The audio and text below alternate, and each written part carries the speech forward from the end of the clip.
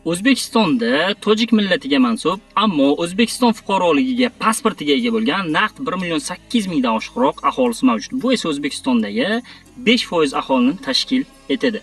Tojikiston Markaziy Osiyodagi ikki davlat fuqaroligiga erishish mumkin bo'lgan yagona davlat hisoblanadi. Tojikiston dengiz sathi bo'yicha yuqori davlatlar reytingida butun dunyo bo'yicha 3-o'rinda turadi. Tojikiston 143.100 km² maydonga ega bo'lib, uni 93%ni tog'lar tashkil etgan. Bu esa Tojikistonga gidroenergetika sohasida yuqori barqarorlikni beradi. Tojikiston 2026-yil yalpi ichki mahsulot budjet ko'rsatkichi bo'yicha 12-13 milliard dollar deb baholangan. Uni kishi boshiga hisoblanganda $1200, $1300 to'g'ri keladi. Aholi soni esa 10,5 milliondan ziyod ko'rsatilgan.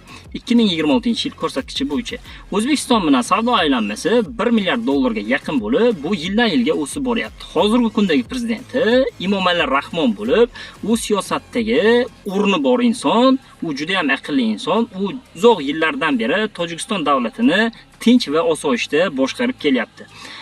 Tojikistonni menga shaxsan yoqadigan jihati bu tojik tili.